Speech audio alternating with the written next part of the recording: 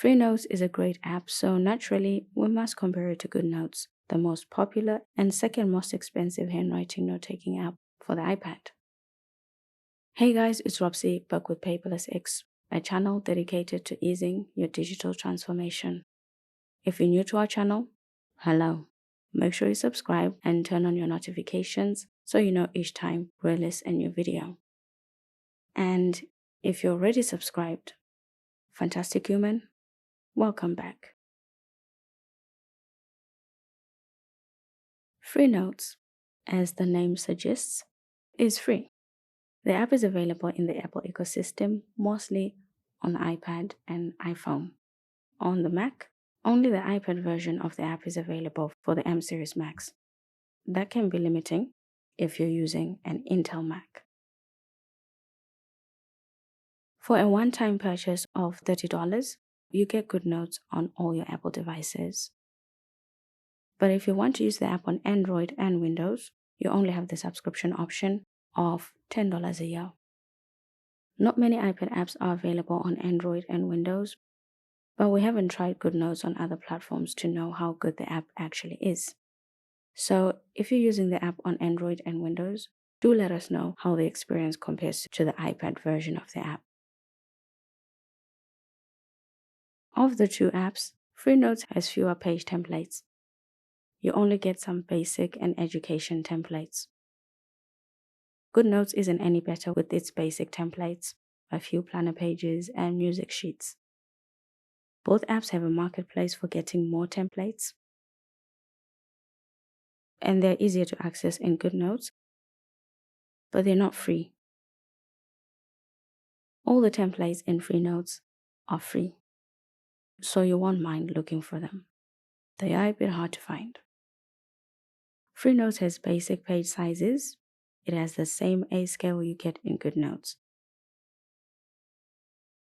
But in addition to those, Goodnotes also has an option to create custom page sizes measured in points, the maximum of which can get up to 5,000 points, which is more than 1 meter long.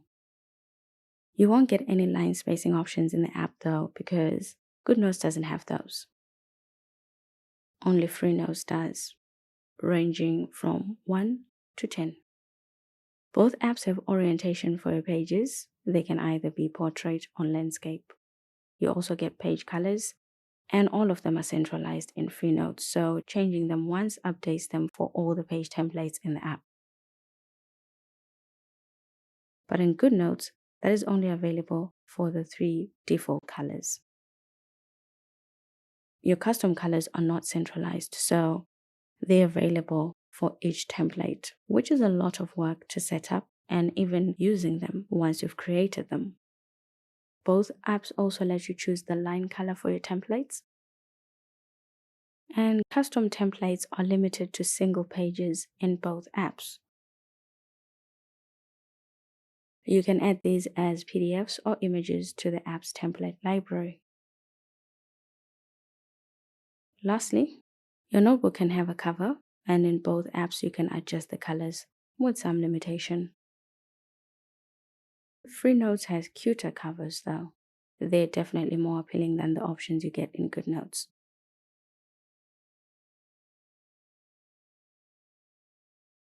You will have to import digital notebooks and planners to use them in either app, which is definitely not ideal. Goodnotes has a slight edge with its custom page sizes, but it's a feature I've never used in any app because I mostly just use our digital notebooks. So you will get the exact same experience when creating notebooks in either app.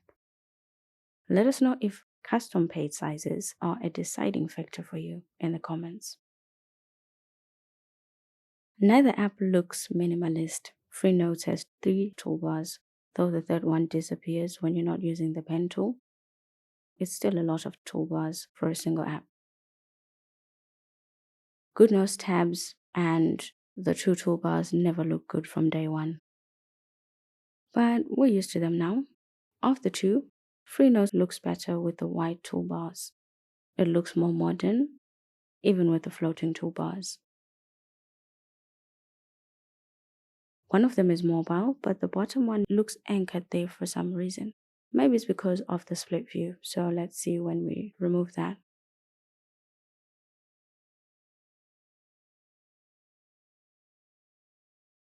Yes, it is the split view. And now it's mobile. So when you're split viewing, the handwriting toolbar is anchored at the bottom, but when you're not, it's mobile. The toolbar in Goodnotes is not as flexible, giving you just two locations for it, top or bottom. Both apps don't enter full screen mode, so this is as minimalist as they get. It's not an amazing setup, but that's what we have.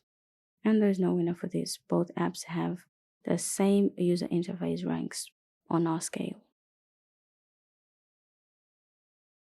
Freenotes has two pens, a fountain and ballpoint.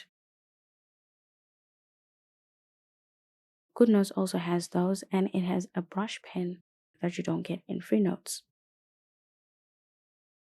I don't like the pen thickness in Freenotes because it varies with your page zoom level.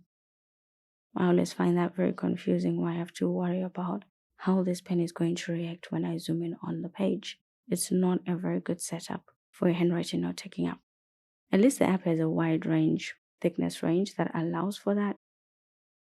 This makes the thickness in Goodnotes look less impressive, but it's actually quite functional.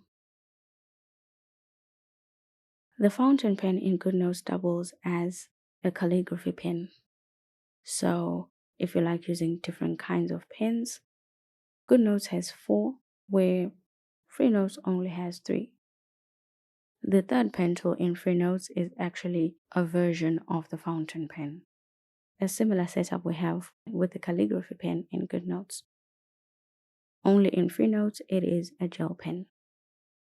I'm very happy that Goodnotes added more colors to the main toolbar. They're easier to access, and that is always a good thing.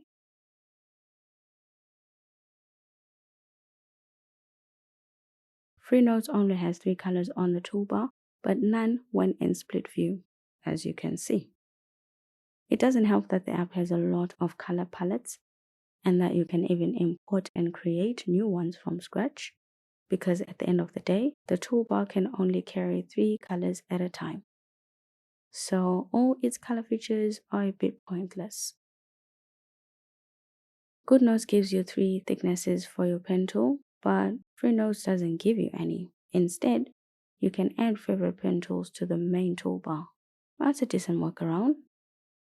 The app has a slight edge against Goodnotes because Freenotes has an opacity option for your pen tool. Goodnotes cancels that with the dashed pen stroke, where Freenotes only has a dotted one. And this makes another feature where the apps score exactly the same. Both apps have pencils, which is awesome. The pencil tool in Freenotes has a pressure sensitivity option, which we've never seen before. It's darker with 0 sensitivity and lighter at its highest, so not too exciting, but still something. The highlighter tool in Freenotes goes behind your ink. Even at 100%, it doesn't dim your notes, though at first it looks like it does. The app has the option to change how prominent your highlighter is, but only one option gives an obvious difference. In Goodnotes, your highlighter goes behind your ink. It is much simpler with no opacity option. Both apps have a straight highlighter, and Freenotes even a dotted one. It takes a second to register though, but hasn't failed yet. For a highlighter tool though, the thickness in Freenotes is not thick enough.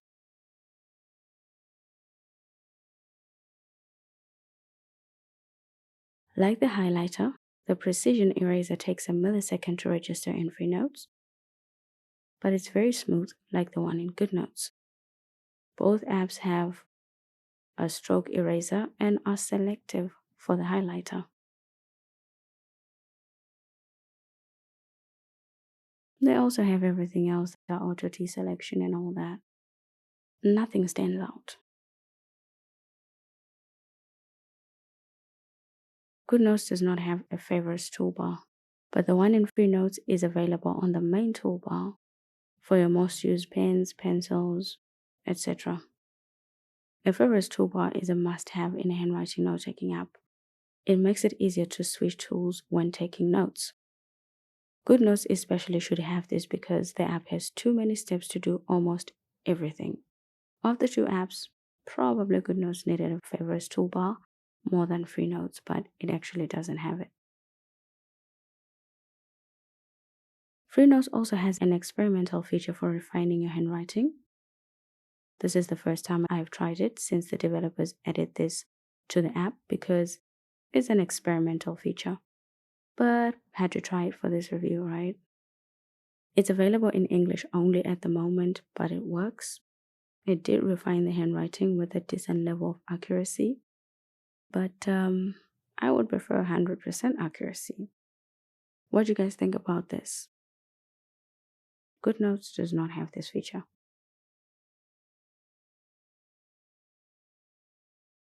Freenotes doesn't have a zoom tool, but you can zoom directly on your page. You get a zoom percentage display on the screen and you can lock your zoom level once you're happy with it. The app's zoom range is also decent. Goodnotes has a smaller range, does not display the zoom percentage or lock it.